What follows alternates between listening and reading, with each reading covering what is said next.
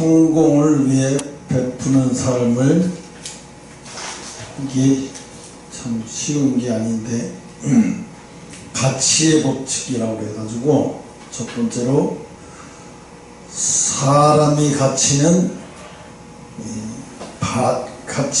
받는 것보다 주는 것으로 결정된다. 그러니까 사람의 가치는 받는 것으로 결정되는 게 아니고, 뭐 많이 가진 것으로 결정되는 것이 아니고, 얼마나 주느냐, 주는 것으로 결정이 된다는 거예요. 요즘에 보면 그 유튜브를 볼 수가 없어. 광고가 하도 많아가지고. 무슨 광고냐면 하나같이 다 주식 광고예요. 내가 반지하방에서 사는데 이렇게 해서 내가 돈을 벌어갖고 지금은 5년 만에 재산이 60억이다 뭐 이러고, 어떤 친구는 뭐 1년에 20억을 벌었다 막 이러고. 근데 제가 재판을 받잖아요. 재판을 받는데 그 사람도 유명 유튜브인가 봐. 엄마가 고소를 한 거예요. 우리 아들 돈 달라고. 그러니까 그 유튜브를 통해서 주식을 샀는데 엄청나게 잃은 것 같아, 재산을. 그래서 고소를 한 거예요. 왜 당신들을 따라하면 돈 번댔더니 왜 이렇게 그러니까 당신 물어내라 이거예요. 손해배상 청구소송을 했는데, 근데 이제 조정이 들어간 거예요. 조정이. 그럼 조정이 들어가면 이제 얼마를 합의보냐, 얼마를 합의냐, 이렇게 안 되면 강제 조정이 내려지는 거거든요. 나도 이제 강제 조정이 갔어요. 근데 전화가 들리는 거야. 그 전화상으로 그 기영일 변호사가 영창개발 그 이기만 이 사람하고 전화를 통하는 내용이 뭐냐면 이런 내용이 들려요. 에이, 그 한성께 5개월치 그 월세 낸 거, 그 200만원 계산해서 주고 끝냅시다 이러더라고요. 근데 내가 옆에 있는데 그게 다 들리잖아. 그래서 웃었어. 장난해? 기 변호사 장난해 지금? 그랬더니 왜 남의 전화는 엿듣고 그러세요? 그러더라고요. 그래서 이제 조정으로 들어갔어요. 조정으로 들어갔는데 나한테 그 조정관인 이 법원에서 조정관을 정해준 변호사가 있어요. 그 변호사가 이제 그 가운데 앉아서 이러는 거예요. 아니, 저 한석재 목사님은 얼마를 받고 싶습니까? 그래요. 얼마를 받긴요. 거기 나와 있는 대로 해서 제가 9천까지 받겠다고. 최소한 거기서 8,500까지 받겠다고 했더니, 이거 조정이 안 된대. 이쪽에서는 한 2천만원 예상을 하니까 조정이 안 되니까 강제 조정을 해도 되겠냐고. 마음대로 하시라고. 난 강제 조정을 하면, 강제 조정에서 내가 원하는 대로 안 나오면 어차피 그거 다시 제 소송 들어가니까 그 각오하고. 그랬더니 그 조정관이 하는 얘기가, 이건 내가 결정하는 문제가 아니라 판사님하고 합의하에 결정해서 보내드리겠다 이렇게 들어가고. 근데 그 판사는 변호사 얘기, 이쪽 얘기 듣고 판결하는 게 아니에요. 서류를 보고, 이 사람들이 이렇게 피해를 입었구나. 말 아무리 잘해도 소용없어요. 그게 중요한 거지. 그걸 판결을 하는 거예요. 그런데 사실은 법정에서도요, 다 불의가 있어요. 불의. 왜? 저게 진짜인데도 그 진짜가 지는 경우도 많아요. 수두룩히 많아요.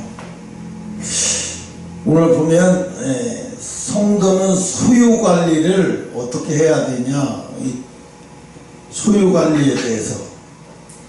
그래서 가치의 법칙이, 첫 번째 가치의 법칙이, 사람의 가치는 받는 것보다 주는 것으로 결정되는데, 사람이나 짐승이나 인생은 똑같대요. 전도서에 나오는 얘기예요. 사람의 인생이나 짐승의 인생이나 그 인생을 보면, 살아가는 인생을 보면 똑같대요.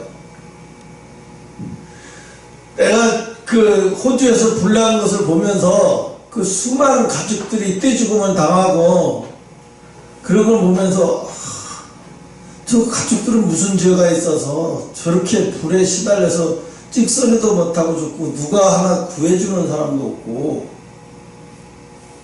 참 짐승으로 태어난 것도 불쌍하구나. 아프리카 사람만 불쌍한 게 아니라 짐승도 엄청나게 불쌍해요. 여러분이 우리가 지금 밥 먹으면서 고기를 먹었잖아요. 근데 마장동이나 또 저 지방의 도설장에 가가지고 입구에서 소가 얼마나 도설장에 들어가는 거 두려워하는 거를 보면은요, 소고기 못 먹어요. 소가 눈물을 흘려요. 이렇게 계속 소리 지르면서 눈물을 흘려요. 그러면서 그 눈물을 흘리면서 누구를 찾겠어요? 주인을 찾는 거예요. 말은 못하지만 원망하면서 왜 여기로 나를 데려왔냐고 별의별 원망을 다 하면서 그 죽음 앞에서 발버둥 치지만 아무 소용없어요. 이미 죽음은 정해진 거예요. 그거를 피해갈 수 있는 짐승은 없어요. 도서장에 일단 딱 들어오면 누구든 어떻게 자랐든 어떤 환경에서 컸든 아무 상관없어요. 일단 다 죽어야 돼. 그죠? 다 죽어야 되죠. 그죠? 도서장에 들어오는 걸 살려주는 거 봤어요? 아니에요. 다 죽여요. 일단 마른 놈이 됐든 살찐 놈이 됐든 못생긴 놈이 됐든 상관없이 다 죽이고 봐요. 그래서 어떻게 하냐면 뇌동강을 내요. 뇌동강. 소를 뇌동강. 보통 소는 한 마리에 이렇게 뇌동강 딱 내면 한 1000만원 나오대요. 근데 거기서 이제 이익이 얼마 남냐면 1000만원에서 15% 정도 남는데요. 150만원 정도 남는데요. 1000마리에 1000만원에. 근데 이거는 정말 양심적인 거고요. 이게 정육점까지 가서 정육점에서 또 하면 거기서 또 남겠죠. 이거는 이제 도서장에서 바로 와가지고 이렇게 부위로 나눠서 파는 걸 얘기하는 거예요. 그런데 오늘 여기에 전도서에 나오는 것도 보면 사람의 인생이나 짐승의 인생이나 똑같다는 거예요. 지금 브라질의 아마존 밀림에는 지금 그 식인 원주민들이 있어요. 지금 있어요. 근데 이제 식인이 그걸 못하고 이제 안 하고 이제 짐승을 잡아먹거나 이제 브라질 이 관광 상품을 통해서 관광객들이 들어왔다 그들과 사진 찍고 뭐 이렇게 해주면서 얼마나 줘요. 그럼 그걸로 먹고 살아요. 그 사람들이 옛날에 어떻게 했냐면 그 부족들을 잡아먹었어요. 그러니까 안 잡히려고 어떻게 해요? 깊은 데다 집을 짓는 거예요. 내가 그 브라질 밀리면서 집을 짓는 걸 봤어요. 얼마나 높으냐면 지상에서 약 한 60m 정도 60m, 70m 정도 높이의 나무 위에다가 양쪽 나무 위에다 엮어가지고 집을 짓는 거예요. 그러면 그 집을 짓는데 보통 한 가구 짓는데 한 15일 정도 걸린대요. 그런데 왜 그렇게 힘들게 높이에다 짓냐고 물어보니까 첫째가 적이 쳐들어올 때 잡히지 않고 빨리 피할 수 있으니까 적을 보호할 수 있고, 두 번째는 뭐냐면 곤충의 피해를 막아준대요. 그 높이에는요 아무 벌레도 뭐고 아무것도 없대요. 안 깨면 돼. 근데 그 김정만이가 그 브라질에 거기 갔을 때 보니까 그 막 벌레들이 이런데 파고들어서 막 깨밀어가지고 피부병 일어나고, 막 어떤 아이는 쇼크사 일어나가지고 후송돼가지고 약물 튀어가지고 난리가 났더라고요. 알레르기가 있어가지고 벌레가. 그런 벌레들을 피해서 그 높은 데다 짓는다는 거예요. 또 하나는 그 높은 데다 지금 비가 오거나 뭐와도 습기가 없다는 거지. 습기가. 만약에 밑에 있으면 습기가 장난하게 많잖아요. 거기는 습기. 그래서 그 사람들이 그렇게 높은 데다가 집을 힘들게 짓는데. 그래서 그걸 보면서, 야, 이게 이 사람들이 이렇게 했으니까 여지까지 종족이 남아났겠지. 그래서 근데 그 사람들은 지금도 그렇게 높은 데다 집을 짓고 산대요. 그게 습관이 돼가지고 낮은 데서는 거의 내려올 일이 없어요. 낮은 데서는 못 산대요. 오늘 보면 사람의 가치를 결정하는 것이 세상에서는 뭐예요? 저 사람이 얼마나 내가 어제 그 사랑의 교회라고 그 성산교회 그 사랑의 교회에 그 홈페이지가 있나 찾아봤어요. 그랬더니 홈페이지가 없어요. 근데 페이스북에 하나가 있더라고요. 사랑의 교회 2011년도에 한 거예요. 보니까 올린 거예요.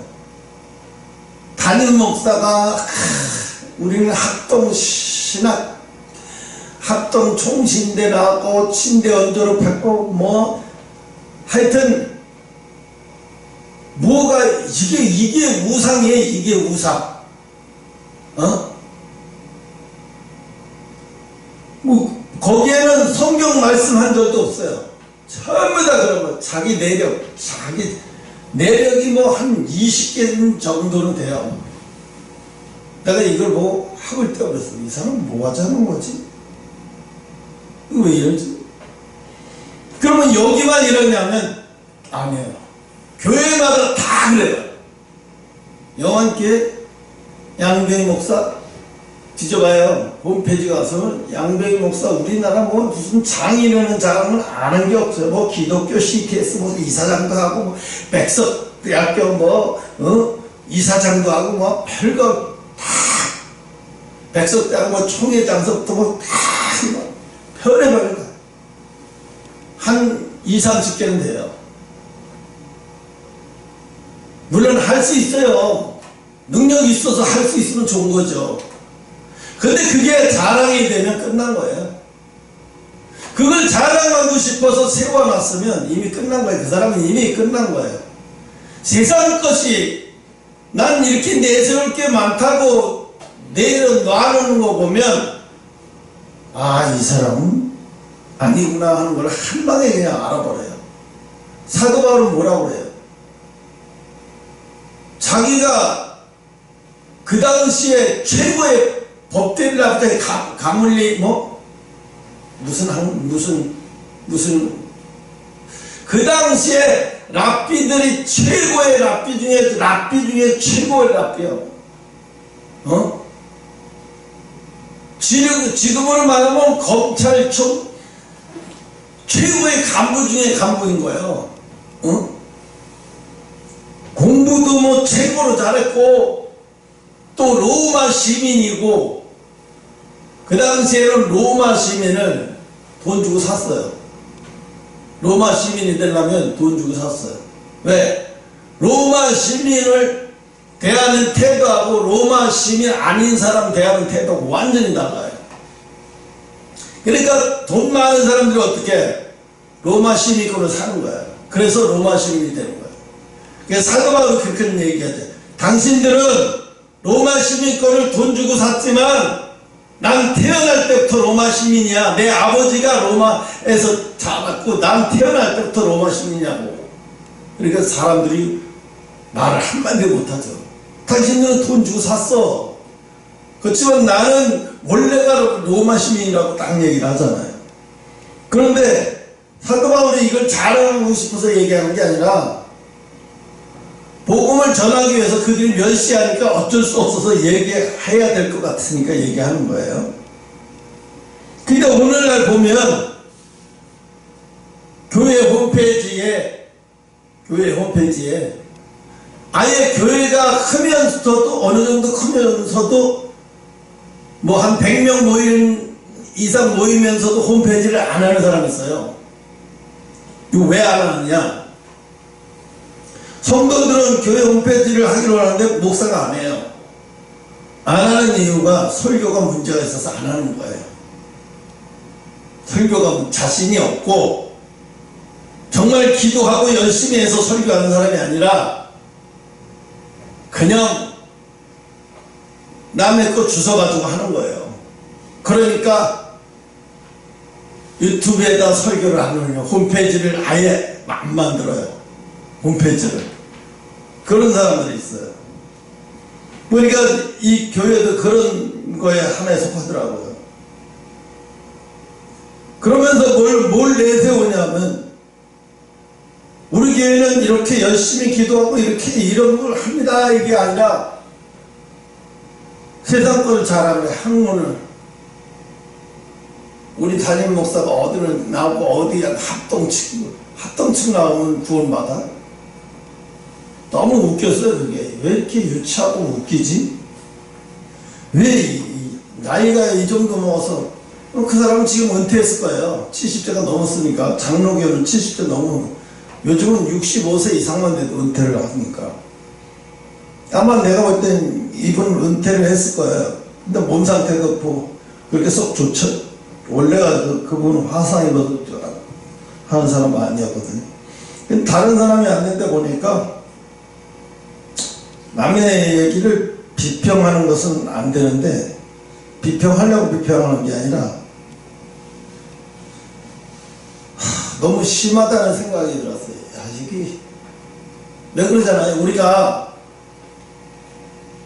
사람이 한 번도 살아보지 않은 방이나 집에 들어가보면 뭐가 느껴져요? 습기가 많이 느껴지고 뭔가 사람이 한 번도 안 살았다는 생각이 들면서 생기가 없어지죠. 그죠? 사람이 안 살았던 집은 들어가보면 생기가 없어요. 근데 그 건물을 보는데 뭘 느껴지냐면 생기가 없어요. 전혀 생기가 없어요. 생기가 하나도 느껴지지 않는 거예요. 아니 장마철에 비가 엄청나게 많이 와서 사람이 하나도 없는 빈 건물 같이 느껴지는 거예요.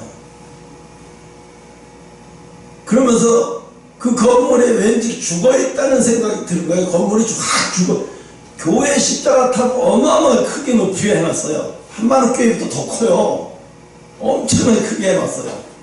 그러니까 10층에 사는 사람들이 봤을 때 그 바로 문 열면 코앞에까지 십자가 타고 올라와 있는 거야. 이 정도까지. 얼마나 높이 해놨으면 상가인데, 아파트 상가인데 어마어마하게 높이 해놨어요.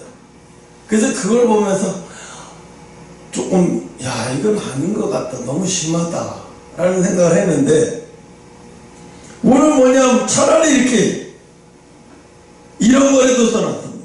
사람이 가치는 받는 것보다 주는 것으로 결정이 된다. 차라리 이렇게 써놨으면 누가 봐도 맞는 얘기고 저 교회는 저렇게 한가 보다 그런 생각이 들 거 아니에요? 오늘 보면요 자족하는 마음 하나님께 소망을 둔 성도는 자족하는 마음을 가지고 범사에 감사하기를 힘써야 한대. 이 자족하는 마음은 이게 그걸 내가 필요를 해서 사용은 하지만 그게 자랑이 될 수는 없어. 그걸 자랑이 되지 않게 하는 사람, 필요를 해서 사용은 하지만 그걸 자랑이 되지 않게 하는 사람, 이 사람이 지혜로운 사람이에요. 어쩔 수 없어 내가 필요를 해서 쓰지만 그것이 자랑이 되지 않게 하는 사람이에요. 제가 삼성의 이재용 회장이 부산인가 어디 갔다가 그 직원들하고 그 오너들하고 무슨 세미나를 하고 그 식당에서 종업원한테 물어봤대요. 종업원한테 오라고. 그 종업원이 먼저 여기 종업원 몇 명이냐고. 그래서 이 사람이 물어보니까 왜 그러시는데요? 그래서 아니 이게 내가 뭘 줄 게 있으니까 종업 몇 명이냐 물어보더래요. 그래서 몇 명이라고 그러니까 5만 원씩 계산해가지고 약 한 3, 40만 원 줬나 봐요. 그러면서 이거 가지고 회식하라고. 내가 돈을 더 많이도 드릴 수도 있지만 내가 돈을 여기서 더 많이 드리면 당신을 무시하는 거 돼버리니까 안 되고, 또 재벌이 와서 밥만 먹고 그냥 가는 것도 좀 우스워 보이고 하니까 이건 예의니까 받더라고. 이 사람은 갑자기 막 뜬금없이 받아야 되니까 좋기는 하는데, 야 재벌이 와서 그냥 먹고 가는 걸 안 된다고. 어떻게 재벌이 와서 그냥 먹고 가? 심부름하는 밥 심부름하는 사람들, 알바하는 사람들 회식이라도 한번 하라고 돈 주고 가야지. 근데 그분이 얘기가 그거예요. 돈을 많이 줘도 욕먹고 적게 줘도 욕먹는 거다. 그 사람들한테 필요한 만큼 줘야지. 거기 가서 막 뭐 한 3천만 원 주면서 주고 가는 거, 이게 미친 짓이에요 이거. 그죠? 이거 미친 짓이. 아니 돈 자랑하는 거 뭐야 이거. 그런데 한 3, 40만 원 주고 갔어. 1인당 계산하니까 한 5만 원꼴이야. 아니 이 사람 주는 거예요. 딱 맡겨주는 거예요. 이게 진짜 돈을 잘 쓰는 사람이에요 이게. 응? 그래서 내가 그걸 보고 제대로 배웠구나. 아버지 밑에서 돈 쓰는 걸 제대로 배웠구나 라는 생각이 들었어요. 엊그제는 갑자기 뉴스에 떴어요. 이재용 회장이 테러를 당했다고. 근데 배우 이메일이라고 하는 여자가 있어요. 옛날에는 조금 TV에 많이 나왔는데 요즘은 아예 안 나오다시피 하는데, 그 배우가 갑자기 나타나더니 4, 5년 전에 사라졌는데 갑자기 나타나더니 스캔들이 좀 있었어요. 돈 많은 사장들하고 스캔들이 좀 있던 배우인데 갑자기 나타나더니 법원 앞에서 재판 받고 나오는 이재용 회장한테 계란은 2개를 투척했대요. 그러면서 뭐라고? 계산 똑바로 하라 그러면서. 그러니까 이재용 회장이 깜짝 놀라서 뭐가 지나가니까 폭탄인 줄 알고 놀래서 깜짝 놀라서 주변에서 얼른 감싸 이렇게 나중에 보니까 그 사람을 이제 비서들이 쫓아가서 잡았겠죠. 당신이 왜 그랬냐 뭐 이렇게 물어보니까 배우고 이름이 이메일이고 뭐 어쩌고저쩌고 해서 나왔더라고요. 그래서 내가 저 사람이 왜 저렇게 했지? 그러니까 관종자예요. 관종자. 관심을 받고 싶어서, 관심을 끌기 위해서. 요즘 그런 사람 많잖아요. 자기 유튜브나 페이스북에 막 사람들 끌어들이려고 별짓 다 하죠. 우리나라 축구선수 조규성이가 월드컵 카타르 가기 전에는 걔 조회수가 2만 명이 밖에 안 됐대. 2만 명. 그런데 2골 넣고 나니까 지금 자기 계정의 회원수가 몇 명이냐면 165만 명이래요. 그것도 각국의 언어로다가 막 이렇게 가입한다라면 우리나라 사람들만 있는 게 아니라 각국의 사람들이 막 미남이다 별소리 다 막. 그러니까 이 친구가 놀래가지고 저녁에 이제 방에서 이제 자기 페이스북에 오늘 글 좀 올리려고 보니까 그냥 상상을 초월하면 자기도 놀래버리고 있죠. 아니 이렇게 많이 올 수가 있나? 아니 이렇게 많이 할 수가 있나? 그러니까 순간적으로 걔는 일부러 관심 끌기 위해서 골 넣었어요. 축구 선수니까 그냥 골 넣은 거예요. 넣어야 되니까 넣은 건데, 하여튼 본의 아니게 인물이 잘생기고 키가 189cm라고 거의 190cm 정도 되고 인물도 환하게 잘생겼더라고요. 나이도 어리고 이제 25, 26 정도밖에 안 됐고 5살 됐나 안 됐나 하여튼 어려요.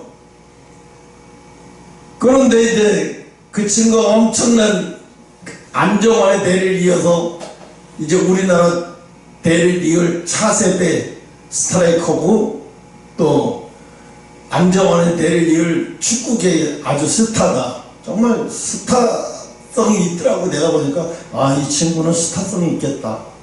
유럽에 스카우트해서 유럽에서 축구선수를 해도 공만 잘 차는 것뿐이 아니라 생긴 것도 잘생겼고 인성도 괜찮아 보이고 꼭 성공하겠다라는 생각이 들었어요.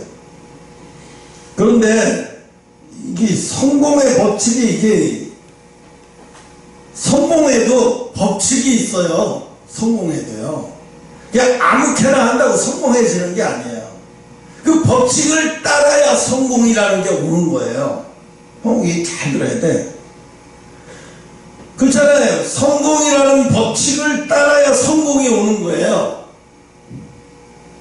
우리가 하잖아요. 2차 방정식이라는 걸 풀려면 그 공식을 따라 해야지 풀 수 있지, 공식을 안 따라하면 풀 수 있어? 없어요? 없어요. 안 돼요.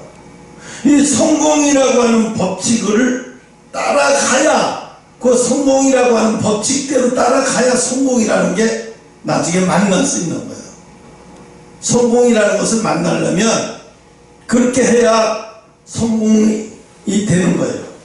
그러면서 사람이 그것 중에 하나가 뭐냐면, 사람이 가치가 높여지는 방법은 돈이 많았을 때 가치가 높여지는 게 아니라는 거예요. 얼마나 베푸느냐가 그 사람의 가치를 높여준다는 거예요. 얼마나 베풀고 사는 것이 그 사람의 가치를 높여주냐. 지금 103세요. 올해 김영석 교수이자 장로님, 그분이 올해 얼마 전에 또 책을 하나 냈는데 읽어보진 않았어요. 그냥 내용만, 아, 이분이 또 책을 하나 내셨구나 하고 내용을 읽어봤는데, 그분이 하나님 앞에 이렇게 했대요. 자기는 항상 학교를 다닐 때도 일본으로 유학 가서도 돈이 없고 먹을 것도 없었지만 몸이 너무 약했대요. 그래서 자기는 오래 살지 못할 거라고 생각하면서 하나님 앞에 그랬대요. 하나님, 내가 40살 이상 살면 내 삶의 전부를 하나님 영광을 나타내는데 사용하겠습니다. 이러고 기도를 했대요. 기도할 때마다 그 기도를 했대요. 내가 40살을 넘겨서 살면 그때부터 내 인생의 중심을 하나님 앞에 드리는 삶으로 중심을 살겠습니다. 그랬대요. 그런데 자기 부모님도 그렇고 그때는 우리 아들이 빨리 죽을 것 같다고 생각이 좀 너무 말고 그래서 일찍 장가를 보냈대요. 20살이 안 돼서. 네, 빨리 얼마 안 있어서 40도 안 돼서 죽을 것 같으니까 빨리 손주 보고 싶어서 빨리 장가를 보는 거예요. 그런데 지금 어떻게 됐어요? 우리나라에서 제일 장수하시는 사람이 됐어요. 제일 건강한, 장수하는 게 문제가 아니라 제일 건강하게 장수하시는 사람이 됐어요. 어떻게 건강하게 장수하는 사람이 됐죠? 이유는 간단해요. 장수하는 법칙을 따랐어요. 장수하는 법칙이 뭐예요? 소식. 그리고 잘게, 음식 잘게 씹어 먹어요. 잘게 여러 번 씹어 먹어요. 절대로 과식하지 않고요. 그리고 폐운동, 심폐운동을 많이 한대요. 수영을 그렇게 한대요. 그리고 나쁜 커피를 먹는데 나쁜 자리 같은데 술을 입에다 안 대는 그 말할 것도 없고, 자기가 돈이 생기면 생활비 빼놓고는 다 베푸는 데 사용한대요. 그래서 자기 죽으면 재산이 얼마나 있냐면, 자기가 지금 살고 있는 집, 그게 한 150평 정도 돼요. 터랑 이렇게 하고. 그게 다래요. 근데 신문에다 일주일에 한 번씩 이 신문 저 신문에다 칼럼 씌우는 것만 해도 한 달에 몇 천만 원 받아요. 강의 나갈 때마다 삼성, 현대, 이런데 신입사원 뽑을 때마다 가서 강의 한번 해주면은 1,000만 원이 뭐예요? 몇 천만 원 받아요? 3, 4천만 원 받아요. 그 밥 해주는 아주머니가 있어요. 밥 해주는 아주머니가. 이분은 뭐냐면 장사는 법칙이 뭐냐면 일찍 자. 9시면 자는 거예요. 그리고 새벽 5시면 일어나요. 그리고 산책하고 와서 아침을 먹고 그리고 집에서 한 20분 잔대요. 아침 먹고 피곤하니까 아침 먹고 한 20분 딱 자고 일어나서 그때부터 다시 이제 성경을 보고 이제 매일 묵상하는 성경을 하고 그 다음에 이제 책을 쓴다. 이제 이분이 하나같이 뭐예요?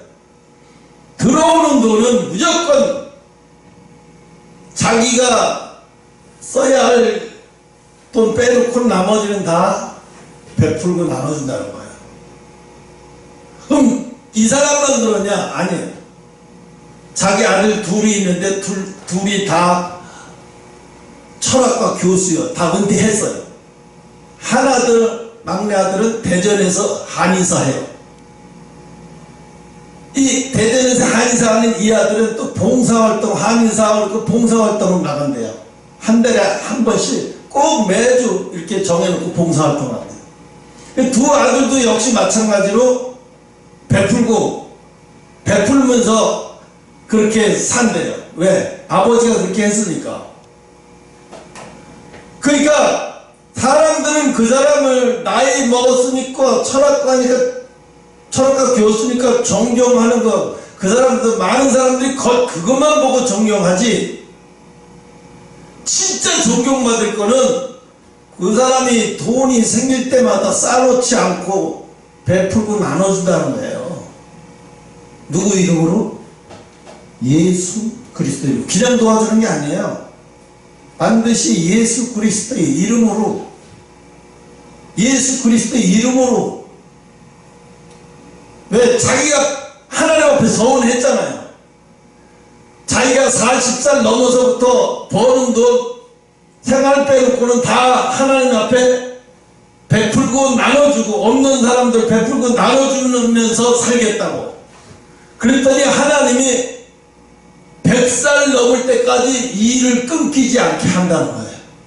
지금도 103세인데도 강연 요청이 세가 와서 4년, 5년치까지 있대요. 그분한테 지금 강연해달라고 하려고 그러면 3년 기다려야 된다는 거예요. 그 정도로 꽉 차 있대요. 뭐 외국에는 말할 것도 없고, 근데 외국 비행기 타고 가는 게 힘들어서 웬만하면 안 간다고 하시더라고요. 그러면 사람들이 이분을 보면 관심은 그거예요. 어떻게 사시길래 그렇게 건강하게 사십니까? 이거예요. 진짜 중요한 걸 물어봐야 되는데 몰라. 이분의 실체를 잘 몰라. 그렇게 버는 돈을 어떻게 쓰십니까? 하고 물어보는 사람은 없어. 별로 없어. 나중에 아무도 물어봐 주지 않으니까 자기가 대답을 해. 여러분은 내가 한번 나가서 강의 나가면 최하가 1,000만 원인데 내가 그 돈을 한 달에 얼마 정도 수입이 되는지 감이 잡히죠? 그럼 내가 그 돈을 어떻게 쓸 것 같아요? 그랬더니 하는 얘기가 뭐냐? 자식들한테 1원 한 푼 안 준대. 그 대신에 손녀가 유학을 갔는데 손녀 유학비는 준대, 자기가. 왜? 할아버지가 되니까 손녀 유학비는 내가 내고 싶어서 그냥 그건 손녀 유학비는 아들한테 내더라. 내가 대줄게, 걔네들 거. 그래서 대준대요. 그리고 나머지는 다 그 비서하고 상의해서 맨날 도와주는데 계속 도와준다는 거예요. 그거 지금까지 계산하면 돈이 수십억이 아니라 100억대도 되지, 100억대도. 어마어마하죠, 돈이. 어저께 신문에 잠깐 나왔어요, 이게. 유재석이 한 달에 수입을, 연말정산하면서 한 달에 수입이 나오는데 억소리가 나오더라고요. 수십억 벌더라고요. 정말로 축구 스타, 운동하는 스포츠 스타만큼 벌더라고요. 그런데 버는 것도 중요한데 강호동이가 이걸 놀랬어요. 이 친구가 얼마나 버는 거에 충격을 받았는데 또 봉사하고 나가는 노를 보고도 충격을 먹은 거예요. 그 친구가 뭐 여기저기 뭐 보육원서부터 여기저기 도와주는 거 후원하는 돈도 그 못지않게 엄청나게 쓰더라는 거예요. 그래서 강호동이가 놀랐대. 이야, 이렇게 버는 것도 놀랐는데 이렇게 베푸는 것도 놀랐다. 쉬운 게 아니거든요. 다른 사람들은 다 건물 사잖아요. 돈 벌면 다 건물 사고 뭐 박명수 씨는 뭐 돈 벌어가지고 아내가 재테크를 잘해서 후진 건물을 사갖고 리모델링 해가지고 거기 그렇게 해가지고 그걸 또 몇십억 얹혀서 판대요. 완전 부동산 전문가가 됐어. 그래서 재산이 뭐 몇십억이 아니라 몇백억 된다고 그러더라고요. 근데 이 친구는 그런 걸 안 하잖아요. 부동산 절대 안 사잖아요. 신조가 있나 봐요. 신조가 이 좌측에서 많이 돌아서긴 많이 했는데 아직도 그런 쪽에서는 정치적인 건 떠나서 뭐예요? 그 사람이 지금 베풀고 나눠주면서 돈을 벌고 있다는 것을 그게 중요한 거죠. 그래서 이 친구는 성공의 법칙을 아는구나. 성공의 법칙을 아는 거예요. 그 다음에 뭐냐면 어떤 법칙은 보상의 법칙. 보상의 법칙. 이거나 아까 그거나 똑같은 얘기고 얼마나 남을 쓰느냐 그거죠. 두 번째가 영향력의 법칙.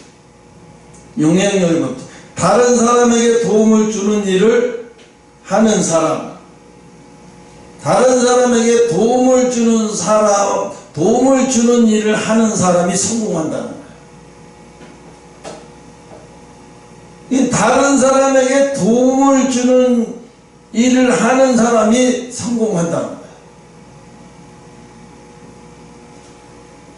되게 요즘에 성공한 20대, 30대 보면 자기가 성공할 거라는 생각 해본 적이 없대요. 그냥 회사에 들어와서, 조그만 회사 들어와서 그냥 거의 자기 먹고 옷 갈아입으려고 일주일에 집에 한 번씩 들어가고 거의 회사에서 자꾸만 일했대요. 그렇게 한 2년 일하고 나니까 어느 날 갑자기 회사 대표가 자기한테 그랬대. 나 이제 지쳤다. 힘들어. 나 이제 돈도 지겹고 다 싫어. 나 시골 저 깊은 데 가서 살 거니까 땅도 다 마련해놓고 갈 준비 다 해놨으니까 네가 회사 인수 받아라. 그래서 인수를 받았대요. 갑자기 생각도 없었는데 인수를 받았대요. 인수 받아가지고 하는 데마다 그냥 막 일이 터지더래요. 막 여기저기 막 일이 터지면서 네이버 쪽에서도 막 계속 일이 터지면서 돈이 들어오기 시작하니까 정신이 없더래요. 그래서 종업원을 직원들을 두기 시작하게 지금 40명이 넘는데, 웹 개발하는 회사인데 40명이 넘는데, 지금은 자기는 거의 일을 하지 않고 뭐를 하냐고 물어봤어요. 자기는 일을 하지 않고 회사 직원들 뒷바라지 한다는 거예요. 뭐 하냐고 보니까 회사 직원들 뒷바라지 한대. 이번 주에 생일을 누군가, 또 이번 주에 이 부모님 생일이 있는 친구들이 누가 있나, 이런 거 다 비서를 통해서 다 뽑아놓고 생일 있는 사람 직접 차로 가져가서 집에 찾아가서 선물 갖다 놓고 거기다 쪽지도 써서 주고 우리 회사에 들어와서 일해줘서 고맙다고. 그리고 그 부모님 생일이면 부모님 찾아가서 아니 우리 친구가 우리 회사에서 너무 열심히 한다고 그래서 우리 회사가 잘 되고 있다고 그리고 이제 용돈까지 대신 드리고 이러고 해. 그걸 나중에 직원들이 몰랐는데 이제 어머니한테도 전화 오고 아버지한테도 전화 야 너희 사장이 다녀왔다? 웬일이에요? 너는 모르는데 오늘 내 생일 아니냐 아버지 생일 아니야 오셔가지고 용돈까지 주시고 갔다 네가 일 잘해서 우리 회사에서 일 잘하게 해줘서 고맙다고 그러니까 이 친구가 어떻게 되겠어요? 아 회장 아니 사장이 나이도 어린 사람은 이럴 수가 있나 나한테 말 한마디도 없고 어떻게 저럴 수가 있지? 그 직원들이 어떻게 해요? 뭐 이렇게 하나가 되지 말래도 하나가 되는 거예요. 일하지 말래도 일하는 거예요. 피 터지게 일하는 거예요. 자기 일 같이 그냥 해버리는 거예요. 자기가 사장인 것 같이 해버리는 거예요. 사람이 일을 하는데 자기 것처럼 하는 사람하고 그냥 할 수 없어서 일해야 되니까 하는 사람하고의 차이는 엄청나게 나요. 그 능률의 차이는요. 결과는 엄청나게 달라지는 거예요. 그러니까 직원들 40명밖에 안 되지만 그 40명에 그렇게 돌보고 하니까 자기가 회사에서 일하는 것보다 시너지 효과가 몇 배, 60명, 70명 회사 직원을 놓고 일하는 것처럼 그렇게 능률이 오르더라는 거예요. 그게 뭐죠? 그게 영향력이라는 거예요. 돈을 쓸 줄 아는 거죠. 사람이 돈을 벌기만 하고 쓸 줄을 모르면 그 돈을 때문에 그 사람은 망해요. 그 돈이 안 없어지든가 아니면 그 돈 때문에 그 돈이 저주가 돼서 그 집안에 문제가 생겨요. 돈이 재앙이 돼버리는 거예요. 지금 남양유 홍씨, 진짜 남양홍씨거든요. 나도 남양홍씨인데 원래 남양홍씨는요 그거 내가 인터넷에 조사하다가 알아봤는데요 남양홍씨 과거 급제 문과 이과에서 급제한 사람들을 손가락 5손가락 안에 들어가요. 남양홍씨가 과거 급제한 것 중에서 그래서 내가 깜짝 놀랐어요. 아니 대한민국에 이씨, 박씨, 최씨, 김씨가 많은데 아니 과거 급제한 사람들은 3위권 안에 들더라고요. 3위권. 놀랐어요. 와 이렇게 많아? 그런데 그 남양홍씨 그 손녀가 봐요. 벌써 몇 번째야? 마야 대마초 이번에 또 걸렸잖아요. 그 집안에 외가 쪽에서 또 그랬어요. 집안에 계속 그런 일이 벌어지는 거야. 계속. 왜 그래요? 오너가 잘못됐어요. 오너가 돈을 잘못 벌고 있어요. 왜? 돈을 좋게 버는 게 아니라 대리점들 바가지 다 씌워버려요. 밀어내기로. 안 팔리는 것도 강제로 막 밀어내게. 안 받으면 이 물건 안 줘. 잘 나가는 물건 안 줘. 이 잘 나가는 물건, 예를 코카콜라 한 박스 받으려면 킨사이다 옛날에 그랬어요. 코카콜라 10박스에 킨사이다 5박스. 만약에 킨사이다 5박스, 킨사이다 누가 사먹어요? 안 사먹어요. 그러니까 강제로 껴 파는 거예요. 그러면 이제 얘네들이 영업소에 가잖아요. 그럼 영업소에 가서 직원들이 이제 거래처에 가서 콜라 2개, 코카콜라 2개, 킨사이다 하나 껴서 파는 거예요. 그렇게 안 하면 물건 안 줘버려요. 그러니까 이제 가게에서도 억지로 킨사이다 넣고 팔아. 근데 잘 안 팔려, 킨사이다. 칠성사이다 먹고 누가 킨사이다 사먹는 사람 별로 없잖아요. 그러니까 그 킨사이다 같은 게 어디로 가냐? 예식장으로 가. 예식장으로 가면 예식장에서는 뭐 사이다 강제로 따져라, 강제로. 그러니까 그런 데로 다 팔리는 거예요. 똑같아요. 남양유업이 저렇게 망하는 이유가 대리점주를 망하게 만드는 거예요. 그런 식으로 돈을 버니까 어떻게 망하는 거예요. 원래 남양유업 창업주는 그렇게 시작을 하지 않았어요. 그렇게 해서 돈 벌지 않았고 그렇게 해서 시작하지 않았는데 이상한 게 전문 경영인이 아니고 가족들이 막 개판으로 경영을 하게 이런 식으로 결국 망하는 거예요. 지금 남양유업 거의 다 망한다시피 했어요. 지금 비피더스 그렇게 잘 팔리던 것들도 완전히 다 망해버렸어요. 불매운동이 벌어져요. 왜? 대리점들 피 빨아먹는다는 소문이 다 자고 신문에서 때리고 막 여기서 때리고 저기 때리니까 거의 다 망하기 일보 직전, 숨통 끊어지기 일보 직전이야 지금 회사가. 그런데다가 자녀들이 후손들이 계속 대마초 연루의 사건에서 계속 벌어지지. 왜 이렇게 돼? 선한 영향력으로 돈을 버는 게 아니기 때문에 그런 거예요. 선한 영향력으로 돈을 벌지 않기 때문에 이런 거예요. 옛날에 현대가 돈만 벌는 회사예요? 아니잖아요. 현대의 목표는 뭐냐면 일자리를 많이 만들어서 일자리 없어서 집에서 노는 가장을 없게 만들자. 대한민국을. 그 모토가 그거예요. 대한민국의 가장이 일자리 없어서 노는 사람 없게 만들자. 일자리 없는 사람들은 배운 것도 없고 일자리 없는 사람은 우리 공장으로 와. 공장으로 오면 뭐든지 다 시킬 수 있으니까. 안 되면 기술 가르쳐라도 시킬 테니까. 이렇게 하셨거든요, 그분이. 그분의 목적은 뭐냐? 회사가 커지고서 돈 많이 벌기 위해서가 아니라 가장들, 노는 가장이 없이 열심히 한 달 동안 일해서 가정을 먹여 살릴 수 있는 그런 일자리를 만들어 주는 거예요. 그 사람의 목적은 그거예요. 일자리 만들어줘서 가정을 책임질 수 있는 가장을 만들어 주자. 그러니까 이거 목적이 이거예요. 그러니까 뭐야?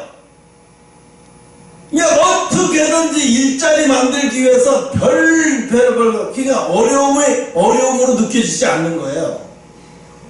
돈이 쌓이는 걸 통해서 보람을 느끼는 게 아니라 직원들이 많아지는 걸 통해서 그만큼 대한민국의 가장들이 일자리가 없는 사람들이 줄어들고 있구나. 우리 회사에 많아지는 거 보니까. 네, 그 사람의 목적은 그거였거든요. 아까도 얘기했잖아요. 김명수 장로님이 내년이면 104세인데 저렇게 오래 사실 줄은 자기는 생각도 못했대요. 그 큰아들도 그래요. 우리 아버님이 잘 사셔야 80살 사시겠구나 그랬대요. 그런데 이렇게 오래 사실 줄을 몰랐다는 거야. 이렇게 오래 사시는 것도 놀랬지만 큰아들인 자기 아들보다도 일거리가 더 많대요. 100세가 넘었는데도 일거리가 끊어져 본 적이 없다는 거지. 왜? 내가 수입이 계속 들어오면서 베풀 걸 중단해 본 적이 없대요. 지금까지. 처음에는 베풀지를 못했대요. 왜? 피난민으로 와가지고 자기 동생이 8명인가? 뭐 있었대. 그들을 다 먹여 살리고 학교 보내려고 하니까 과외도 하고 연세대학교 다니면서 과외도 하고 별거 다 했대요. 그래서 동생도 공부 가르치고 다 하고 다 이렇게 하고 나서 그때서부터 이제 돈의 여유가 생길 때 그때부터 시작했대요. 진짜 베풀고 나눠주기 시작한 거는 연세대학교 은퇴하고 나서부터 그때부터 시작이 됐다고. 그 돈이 여유가 생겨 그때부터 해서 나눠주기 시작했다고 하더라고요. 왜냐하면 동생들 시집 보내고 장가를 보내고 자기가 장남이니까 그렇게 다 하다 보니까 이게 겨를이 없대. 겨를이 딴 데 쓸 겨를이 항상 그랬대. 월급 타는 날은 다 날라가고 없었대요. 그러니까 그때 남을 도울 수도 있는 형편도 아니고. 근데 하나님이 왜 자기를 100살 넘게까지 살려두셨을까? 곰곰이 생각해 봤대요. 근데 자기가 생각한 게 기억이 나더래. 40살 전까지 항상 죽을 거 생각하면서 나는 죽기 전에 애들은 다 키워놓고 죽어야 되는데 늘 건강이 좋지 않아서 어디 지병이 막 특별하게 지병이 있는 것도 아니고 이렇게 체질이 약한 체질이었던 것 같아요. 그런데 60세 넘어서부터 건강해지기 시작하는 거야. 웃기잖아요. 왜? 본격적으로 베풀고 나눠주면서부터 건강이 좋아지기 시작하는 거야. 점점 더 좋아. 그래서 최고의 절정기가 언제냐? 80대 중반. 그때가 일을 가장 많이 했대요. 딴 사람 같으면 죽을 준비하고 있을 시간이지, 그 시간이. 응? 근데 이분이 괜히 이렇게 된 게 아니에요. 하나님하고 약속을 하고 그 약속을 지키려고 무던히 또 애를 쓴 거예요. 여러분, 시험이 없었겠어요? 막 큰 강의료가 막 한 번 들어오면 4천만원, 5천만원도 들어올 때도 있는데, 그걸 자기가 쓴 만큼 빼고 애들도 없고, 그런데 자기가 써봤자 1, 2천만, 나머지 3분의 2는 그냥 다 날라가는 건데, 그게 쉽겠냐고. 그렇다고 해서 기사 월급 팍팍 주지 않아요. 기사가 비서 겸 기사인데, 차도 좋은 차 아니에요. 현대 소나타예요. 그거 타고 다니셔요. 좋은 차 아니에요. 기사 월급 주고 기사가 아니라 비서 겸 자기 허드렛일 다 하고 그 사람이 기사의 여자분이. 그렇다고 특별히 많이 주지도 않아요. 왜? 자기 남 죽을 만큼만 주지 더 이상은 안 준다는 거예요. 왜? 돈은 일한 만큼 줘야지 더 이상 주게 되면 그때서부터 문제가 생긴다는 거지. 응? 그래서 다 이유가 있는 거예요. 올해 야곱도 봐요. 하나님 그 16, 17살에 집을 나가서 멀지 않아 나는 20살도 안 돼서 죽겠다 했는데 그렇게 오래 살 거라고 생각 못했죠. 세 번째로 진실성의 법칙. 진실성의 법칙. 타인에게 정말로 도움이 되기를 원하는 사람, 타인에게 정말로 도움이 되기를 원하는 사람, 도움이 되기를 원하는 이런 사고방식을 가진 사람이 성공한다.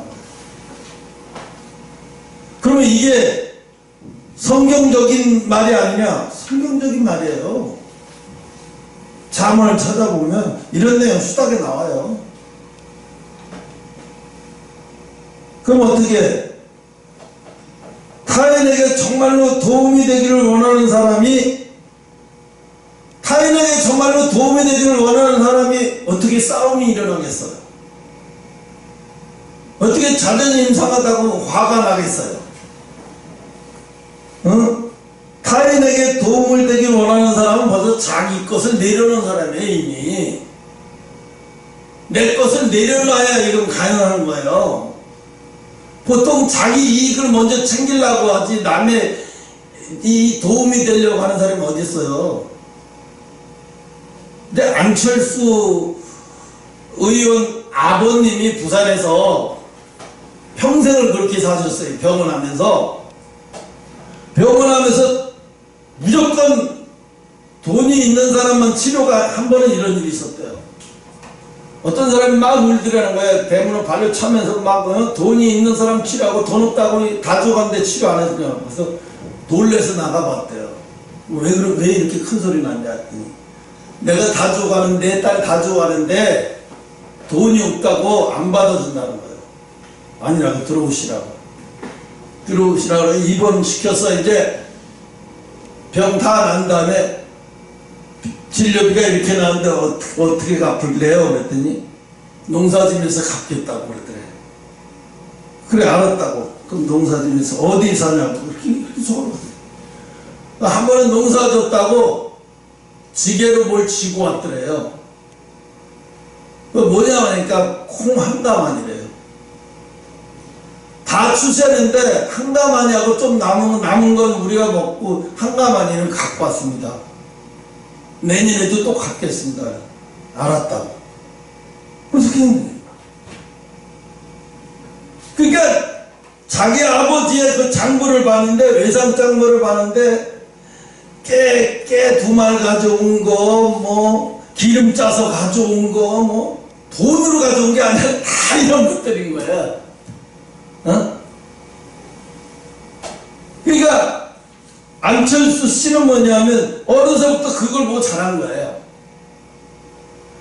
의료비 대신에 참기름병 들고 오고, 콩 가지고 오고, 쌀 가져오고, 보리쌀 가져오고 막 이런 사람들. 그러니까 아버지가 그랬대요.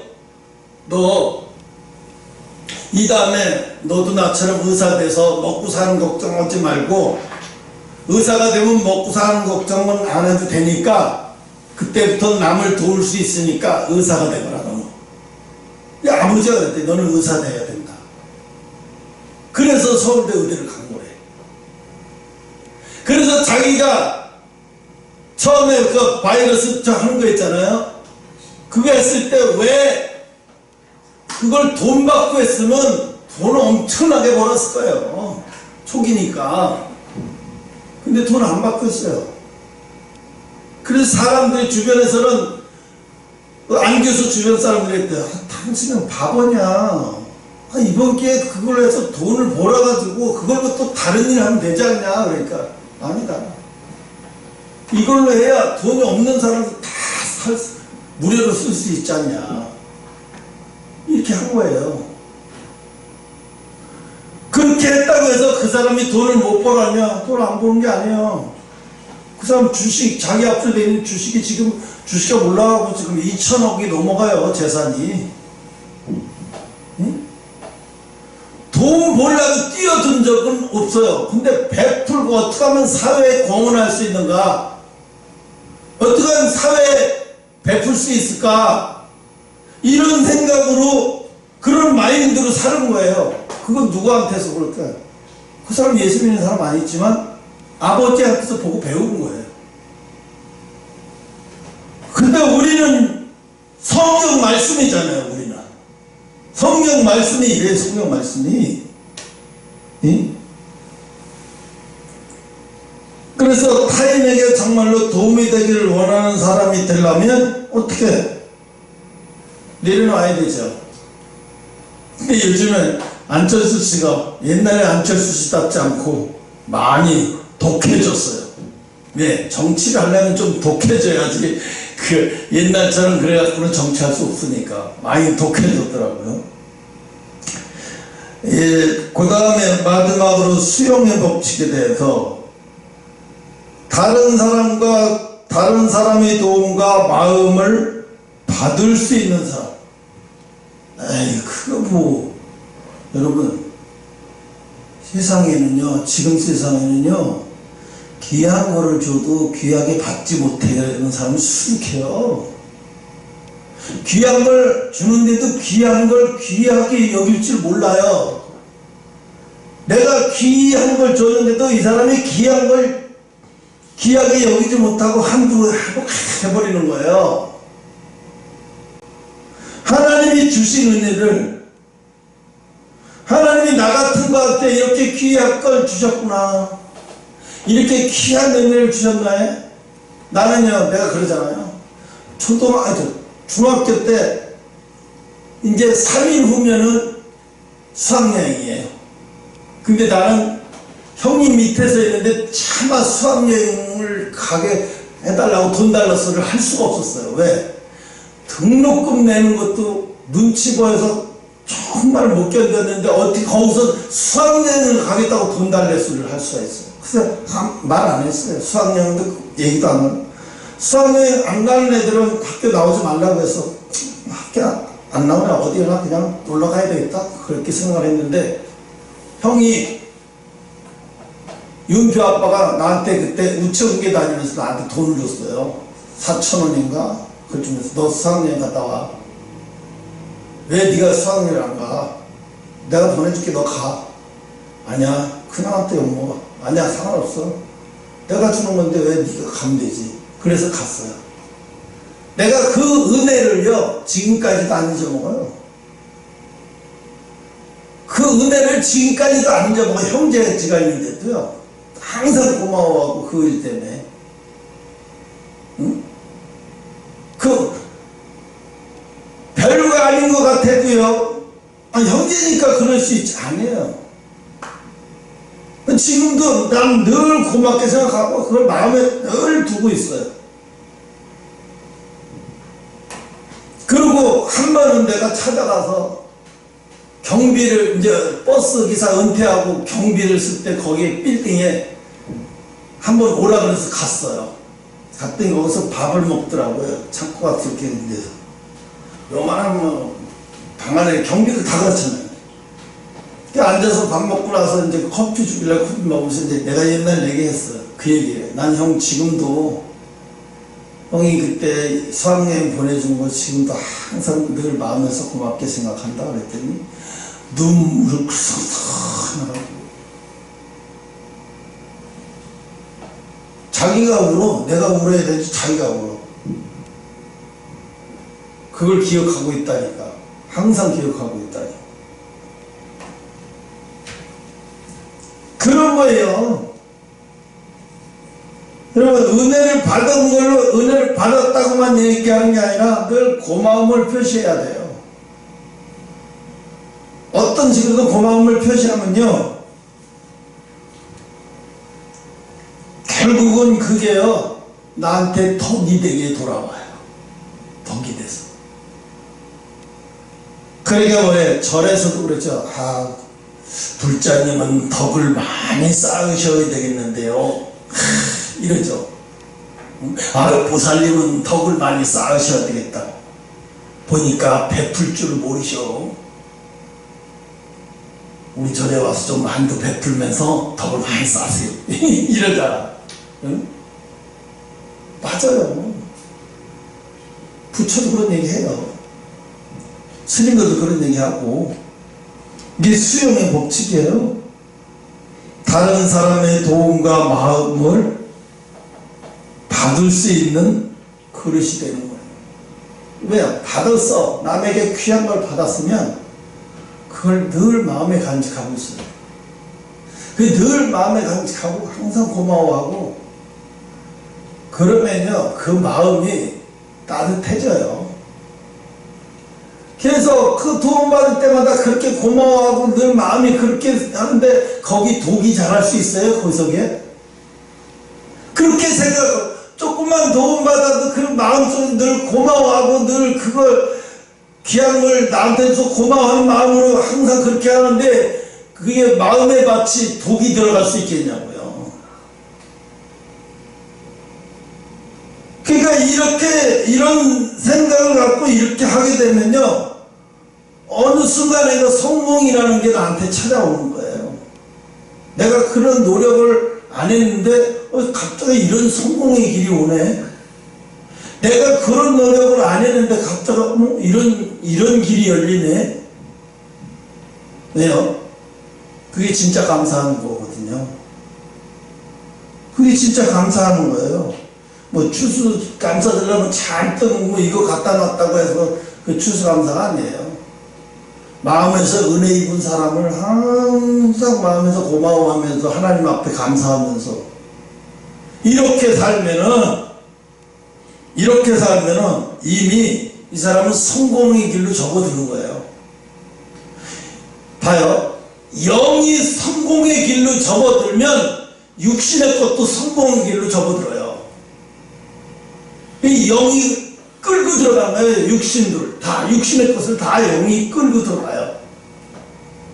그러니까 예수님이 뭐라 했어요? 네 영이 잘 되면 범사가 잘 된다고 했어요. 그러니까 영이 육신의 것을 좋은 데로 끌고 들어가면 영이 좋은 데로 가면 육신도 좋은 데로 육신의 것도 풀리게 돼 있는 거예요. 당연히 돼 있는 거예요. 그러니까 예수님이 뭐라 그래요? 영이 매이면 다 매이니까 예배 드리기 전에 맺힌 거에서 가서 다 풀고 와라. 예배가 우선이 아니다. 그렇죠? 예배가 우선이 아니다라고 얘기하죠. 뭐가요? 가서 풀어. 아니면 풀어드리고 와. 풀던가 풀어드리고 와서 네 마음이 완전히 영의 것이 육의 것을 완전히 다 풀 수 있게 해놓고 와. 그리고 예배를 드려. 그러면 예배가 너한테 복이 될 거야. 근데 예수 믿는 사람들이 더 그게 안 되니까 문제예요. 더 안 되니까. 시간이 많이 가요. 여기까지 하겠습니다.